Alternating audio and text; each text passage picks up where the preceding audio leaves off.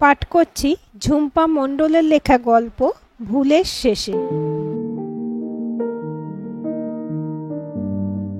হংসরাজ হোটেলের ম্যানেজার শুভঙ্কর বাবুর বেশ বয়স হয়েছে, তবুও হোটেলের সমস্ত অতিথিদের ভালো মন্দের খোঁজখবর নেওয়া, তাদের প্রতি তিনি প্রতিদিন নিজের থেকে আনুগত্য জানাতে ভোলেন না। আজও তিনি সেটাই করছিলেন। এমন সময় দাদু বলে তার কোলের উপর ঝাঁপিয়ে পড়ল গুবলাই। ম্যানেজার বাবু ভীষণ খুশি হয়ে গুবলাইকে আদর করে সামনে তাকিয়ে দেখলেন সীমন্তিনী দাঁড়িয়ে মিটিমিটি হাসছে। মেয়েটার মুখটা আজ আরও উজ্জ্বল লাগছিল যেন। দেখেই বোঝা যাচ্ছে নিশ্চয়ই কিছু খুশির খবর দিতেই অসময়ে আগমন ওদের। শুভঙ্কর বাবু হাসি মুখে ক্যাশ কাউন্টার থেকে বেরিয়ে আসতেই সীমন্তিনী এসে প্রণাম করল, সঙ্গে তার বর কৌশিকও। দুই হাত বাড়িয়ে আশীর্বাদ করলেন ম্যানেজার। আরে কি হলো হঠাৎ প্রণাম কেন? সীমন্তিনী মৃদুস্বরে বলল, আমরা কাল সকালেই কলকাতায় যাচ্ছি কাকু। ম্যানেজার শুভঙ্করবাবু চোখ দুটো উজ্জ্বল হয়ে গেল। সীমন্তিনী মৃদু হেসে বলল, আজ দুপুরে বাপি ফোন করেছিল। শুভঙ্করবাবু অবিশ্বাসের ভঙ্গিতে তাকিয়ে পড়ে একটা স্বস্তির নিঃশ্বাস ফেললেন। যাক, বাবা প্রায় 6 বছর পরে মেয়ের কথা মনে পড়ল তাহলে তোমার বাবা মায়ের। সীমন্তিনী হালকা হেসে মাথা নিচু করে নিল। কৌশিক এবারে সহজাত ভঙ্গিতে বলল, কাকু কয়েকদিনের ছুটি চাই, তাই অসুবিধা হবে না তো আপনার? ম্যানেজার শুভঙ্করবাবু কৌশিকের কাঁধের উপরে হাত রেখে আশ্বাসের ভঙ্গিতে বললেন, তোমরা মিলেমিশে সুখে থাকো এই প্রার্থনা করে এসেছি চিরটা কাল। তাছাড়া আজ পরম আনন্দের দিন। নাও, দিন 15 ছুটি দিলাম, ঘুরে এসো, শ্বশুরকে বুঝিয়ে এসো। এত ভালো জামাই পৃথিবীতে খুঁজলেও পেতেন না তিনি। এই কথা শুনে কৌশিক লজ্জায় মাথা নিচু করে নিল।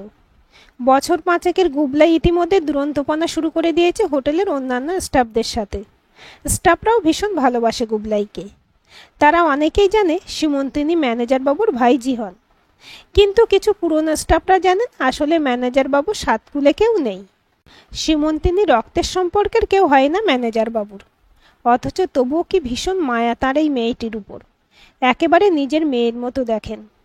শুভঙ্কর বাবু হাঁটুর ব্যথায় গুবলাইয়ের সাথে দৌড়াত্তিতে পেরে ওঠেন না আজকাল, তবুও তাকে কাজছাড়া করতে যে তার মন চায় না। প্রতিদিন একবার সীমন্তিনীদের বাড়িতে ঢু মারবেনি।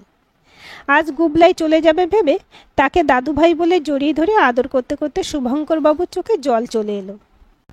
সেই দিনটার কথা মনে পড়ল যখন তার একমাত্র মেয়েকে অন্য ছেলের সাথে ভালোবেসে প্রেম করে অন্তঃসত্ত্বার শাস্তি হিসেবে প্রচণ্ড রাগে চড় মেরেছিলেন।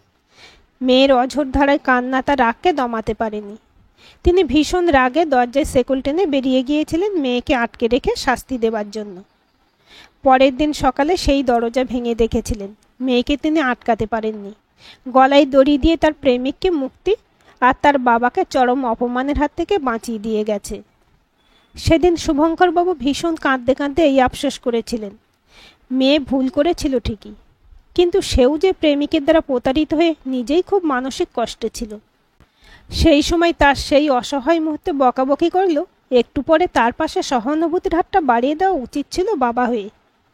মেয়ের উপর প্রচণ্ড রাগ হলেও তার বহিঃপ্রকাশ সেই সময় না করলে হয়তো তিনি তার একমাত্র মেয়েকে চিরতরে হারাতেন না।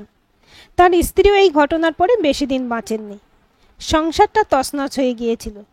সব ভুলেরই সংশোধন হয়, শুধু তার পাশে থেকে একটু সময় দিতে হয় বুঝি।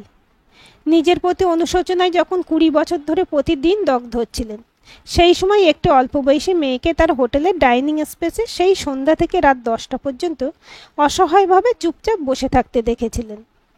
দেখা মাত্রই চিনতে পেরেছিলেন।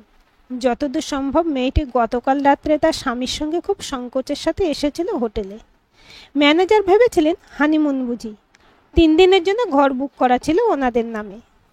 ম্যানেজার বাবু যেহেতু সমস্ত কাস্টমারদের ভীষণ দায়িত্ব সহকারে দেখাশোনা করেন, সেই কারণে মেয়েটিকে ওইভাবে চিন্তিত মুখে বসে থাকতে দেখে কাছে গিয়ে জিজ্ঞাসা করেন, কিছু সমস্যা হয়েছে? নাম কি তোমার মা?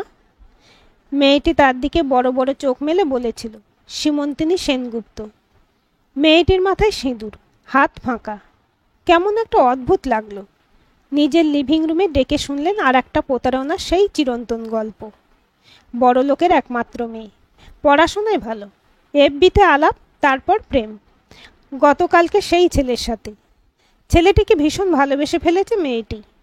কিন্তু ছেলেটির সাথে তাদের পরিবারের স্ট্যাটাস ম্যাচ হবে না বলে বাড়িতে মেনে নেয়নি এই সম্পর্ক। মেয়েটির বাবা বিশাল বড় লোক, কলকাতায় মস্ত বড় ব্যবসায়ী। সীমন্তিনী একমাত্র মেয়ে, বাড়িতে কিছুদিন আটকে রেখেছিল তার বাবা। গত পরশু সে বেরিয়ে এসেছে ছেলেটির হাত ধরে। মন্দিরের সামনে সিঁদুরও পরিয়ে দেয় ছেলেটি। তারপর এই হোটেল। ভোরের দিকে ছেলেটি হঠাৎ মেয়েটিকে সঙ্গে করে যে গয়নার টাকা পয়সা আনতে বলেছিল সেটা দেখাতে বলে। মেয়েটিও অপ্রস্তুতভাবে জানায় যে সে বিশেষ কিছু সঙ্গে আনেনি লজ্জায়। তাছাড়া কি হবে টাকা পয়সা, একটু পরে শ্বশুরবাড়ি নিয়ে যাবে ছেলেটি, তেমন কথাই তো হয়েছিল। তাই সে শুধু বাড়িতে চিঠি লিখে জামা কাপড়ের লাগেজ নিয়ে বেরিয়ে এসেছে ভীষণ ভরসায় ছেলেটির হাত ধরে, সারা জীবন একসঙ্গে থাকার উদ্দেশ্যে। তখন ছেলেটি হতবাক হয়ে রেগে গিয়ে যা নয় তাই বলতে থাকে মেয়েটিকে। সেই মুহূর্তে সীমন্তিনীর চোখের সামনে থেকে একটা রঙিন পর্দা আস্তে আস্তে সরে যাচ্ছিল যেন। সে প্রতিবাদ করায় জোরে থাপ্পড় কষিয়ে ছেলেটি বুঝিয়ে দিয়েছিল তার আসল রূপ। স্বাভাবিকই, এতদিন ধরে একটা বড় লোকের মেয়েকে নিজে টোপ ফেলে ধরলো, আর এখন নিট ফল জিরো। শ্বশুরবাড়ি যাবি বলে সেই স্বপ্নে তোর গয়না টাকা পয়সা রেখে আসার কি হয়েছে? এমনিতেই এই হোটেল ভাড়া করতে কম খরচ হয়েছে নাকি তার?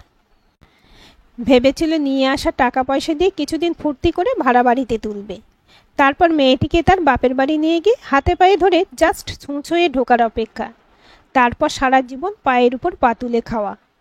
কিন্তু না, সব কিছুতে জল ঢেলে দিল এই মেয়েটা। উফ, এত ন্যাকামো দেখে মাথা গরম হয়ে গিয়েছিল তার। থাক তুই একা, এই বলে তাই সকাল হতে না হতেই সে উদাও মেয়েটিকে অচেনা জায়গায় একলা ফেলে। সন্ধ্যা পর্যন্ত মেয়েটি অপেক্ষা করেছিল ছেলেটি ফিরে আসার। ফোন করেছে, সুইচ অফ বলছে। এখন তার কী করণীয় বুঝতে পারছিল না। বাড়ি ফেরার রাস্তাও সে যে চিরতরে বন্ধ করে এসেছে। মেয়েটির কাছে স5 টাকা, নিজের জামা কাপড় আর সার্টিফিকেট ছাড়া আর কিছুই নেই। যদিও ছেলেটি 3 দিনের অগ্রিম ভাড়া দিয়ে হোটেলটা বুক করেছিল বলে 3 দিন সেখানে আপাতত থাকতে পারবে। মানসিকভাবে ভেঙে পড়লেও সেটা প্রকাশ করার উপায় নেই তার। কার কাছে করবে প্রকাশ? তাই ভিতরে ভিতরে ভীষণ ভেঙে পড়লেও সে কি করবে বুঝে উঠতে পারছিল না। বাস্তব অভিজ্ঞতায় মুখ থুবড়ি খেয়ে পড়েছিল তার ভালোবাসা, বিশ্বাস। তাই শুভঙ্করবাবু যখন তাকে ভালোবেসে জিজ্ঞাসা করলেন, তখন অসহায়ভাবে ঝরঝর কেটে কেঁদে ফেলেছিল মেয়েটা, ঠিক সেদিন তার মেয়ের মতো। মেয়েটার কান্না দেখে শুভঙ্করবাবুর বুকটা যেন মোচড় দিয়ে উঠেছিল। তিনি ভালোভাবে মেয়েটির মুখের দিকে তাকালেন।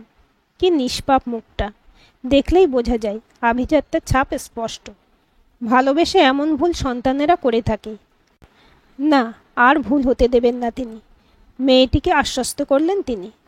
আপাতত ওই রুমে থাকার ব্যবস্থা করে দেবেন তিনি, মালিকের সাথে কথা বলে। মালিক তার কথা ফেলতে পারবে না। অত্যন্ত পুরনো আর বিশ্বস্ত ম্যানেজার তিনি হোটেলের। ওই ছেলেটি অবশ্য 2 দিন পর ওই হোটেলে এসেছিল। একটু আফসোস হচ্ছিল তার। সোনার ডিম পাড়া হাঁস হাতছাড়া করতে চায়নি হয়তো। সেদিন মাথাটা গরম না করলেই হতো। কিন্তু সেদিনের ব্যবহার আর চরের কথা ভোলা সম্ভব ছিল না সীমন্তিনীর। আগুন চোখে হোটেলের সবার সামনে সজোরে চর মেরে নিজেই কেঁদে ফেলেছিল এইভাবে নিজের জীবনটাকে শেষ হয়ে যাবার কষ্টে। তবুও এই বিশ্বাসঘাতককে মেনে নেবার তাগিদ অনুভব করেনি সে আর একবারও। এরপরে ম্যানেজার শুভঙ্করবাবু হোটেলে মেয়েটিকে কাজ দিলেন রিসেপশনিস্টের। সীমন্তিনীকে নিজের বাড়িতে মেয়ের ঘরে থাকতে দিয়ে নিজের মেয়ের অভাব মেটাতে চেষ্টা করেছিলেন তিনি। তবে সীমন্তিনী কখনো বেশি কথা বলতো না, চুপচাপ কাজ করে যেত। চুপচাপ মন খারাপ করে থাকতে দেখলে ম্যানেজারবাবু তার বাড়িতে ফোন করতে বললেও সে করতে চাইতো না। হয়তো ফিরে যাবার আর মুখ ছিল না তার সেই ভেবে। সমস্যা বাঁধল যখন পরের মাসে সীমন্তিনী বুঝল সে প্রেগনেন্ট। তখন ভীষণভাবে ভেঙে পড়েছিল মেয়েটি। এখন সে কি করবে, কোথায় যাবে? তার পুরনো প্রেমিককে জানাতে মন চাইল না। ম্যানেজারবাবু শুনে পড়লেন আতান্তরে। সীমন্তিনীর মানসিক অবস্থা দেখে চিন্তায় পড়লেন তিনি। এরপর একদিন হোটেলের ছাদের একদম ধারের কার্নিশে সীমন্তিনীকে রাত্রে একা দাঁড়িয়ে থাকতে দেখে হোটেলের স্টাফ কৌশিক তাকে ধরে ফেলে। হয়তো সীমন্তিনী সুইসাইড করতে যায়নি, কিন্তু বেঁচে থাকার ইচ্ছেটা তার একেবারেই শেষ হয়ে গিয়েছিল। কিছুদিন পরে সীমন্তিনী আবার বাঁচার রসদ পেয়েছিল, যখন কৌশিক সব জেনে শুনে ওকে বিয়ের প্রস্তাব দিল। কৌশিক খুব বেশিদূর পড়াশোনা জানে না, সামান্য একজন হোটেল স্টাফ।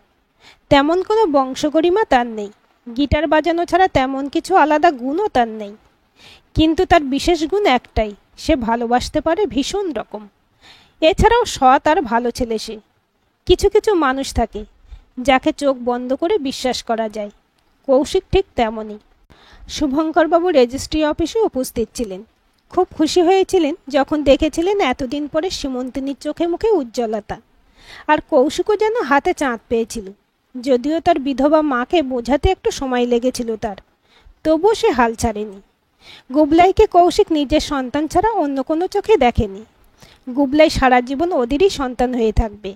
সে তার জন্মরহস্য কোনোদিন হয়তো জানবে না, এটা মনে করে একরকম মনে মনে তৃপ্তি পান শুভঙ্করবাবু। শুভঙ্করবাবু কৌশিককে প্রাণ ভরে আশীর্বাদ করেছিলেন। কৌশিকের মতো এত বড় বুকের পাটা কয়জনের হয়?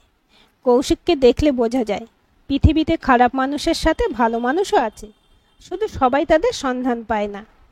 সেদিন ফাঁকা বাড়িতে ফিরে নিজের মেয়ের জন্য খুব কেঁদেছিলেন তিনি। বুঝেছিলেন সমস্ত ভুল হয়তো একদিন সংশোধন হয়, যদি তাকে বেশ কিছুটা সময় দেওয়া যায়। যখন গুবলাই বছরখানেকের, তখন সীমন্তিনী একটা বেসরকারি স্কুলে চাকরিও পায়। এরপরে শাশুড়িও মারা গেলেন। অনেক চড়াই উতরাই পেরিয়ে জীবনটা যখন একটু থিতু মনে হয়েছিল, মাথা উঁচু করে বাঁচার মতো হয়েছিল, তখন একদিন সীমন্তিনী কৌশিককে নিয়ে তার বাপিকে ফোন করেছিল ভীষণ আশা নিয়ে। কিন্তু মেয়ের গলা শুনে ফোন রেখে দিয়েছিলেন সীমন্তিনীর বাবা। হয়তো সীমন্তিনী যে ভুল করেছিল তার কোনো ক্ষমা হয় না, সেটাই বুঝিয়েছিলেন মেয়েকে। এক বুক কষ্ট নিয়ে সীমন্তিনী ফোন রেখে দীর্ঘশ্বাস লুকিয়েছিল কৌশিকের সামনে। তবুও কৌশিক কেন জানি না সীমন্তিনীকে বুকে টেনে মাথায় হাত বুলিয়ে দিয়েছিল সেদিন। আর কোনোদিন ভুলেও বাপের বাড়ি ফোন করার কথা তোলেনি সীমন্তিনী। কিন্তু ইদানিং এফবিতে সীমন্তিনীর খুড়তুতো বোনের সাথে বন্ধুত্ব হওয়ার পরে সেখান থেকেই সীমন্তিনীর বাবা মা নাতির মুখে মেয়ের আদল দেখে হয়তো নিজেদের আবেগকে সামলাতে পারেননি তারা। আসলের থেকে সুদের দাম বেশি, এই জন্যই মনে হয় এই কথাটা প্রচলিত। সীমন্তিনীর বাপের বাড়িতে সবাই জানে কৌশিক সেই, যার সঙ্গে সীমন্তিনী ঘর ছেড়েছিল। শুভঙ্করবাবু ভাবলেন দেরি তো হোক, তবুও তো বুঝেছেন। কৌশিক আর সীমন্তিনী গুবলাইকে নিয়ে হোটেল থেকে বের হবার সময় শুভঙ্করবাবুর বুকটা কেমন যেন করে উঠল। অথচ তিনি তো চেয়েছিলেন সীমন্তিনীর বাবা মেয়ের সব ভুল ক্ষমা করে দিয়ে মানিয়ে নিক। তবুও আজ তার চোখে জল চলে এলো। মনে হলো সীমন্তিনী বাবার একটাই মেয়ে, জামাইকে ব্যবসার সব দায়িত্ব বুঝিয়ে দিয়ে যদি আর ফিরে আসতে না দেয় তাদেরকে। এই কথা মনে আসতেই অসহায়ের মতো রুদ্ধস্বরে শুভঙ্করবাবু বললেন, আপন বাবাকে পেয়ে এই বুড়ো বাপটাকে যেন ভুলে যাস না মা। এই কথায় সীমন্তিনী পিছন ফিরে শুভঙ্করবাবুর দিকে সজল চোখে তাকিয়ে আর নিজেকে ধরে রাখতে পারল না। দৌড়ে এসে তার জীবনের এই নতুন জীবনদাতার বুকের উপর ঝাঁপিয়ে পড়ে ঝরঝর করে কেঁদে ফেলে বলল, আমি আবার ফিরে আসবই বাবা। এতদিন পরে সীমন্তিনীর মুখে বাবা ডাক শুনে শুভঙ্করবাবু তার হারিয়ে যাওয়া মেয়েকে যেন সত্যিকারের ফিরে পেলেন। গভীর ভালোবাসায় মেয়েকে জড়িয়ে কেঁদে ফেললেন তিনি। আজকের গল্পটি আপনাদের কেমন লাগলো কমেন্ট করে জানাবেন। ভালো লাগলে অবশ্যই একটা লাইক দেবেন আর চ্যানেলটি সাবস্ক্রাইব করে সাথে থাকবেন এবং নতুন ভিডিও আপডেট পেতে বেল আইকনটি ক্লিক করে রাখুন। গল্পটি ভালো লাগলে অন্যদের সাথে শেয়ারও করতে পারেন।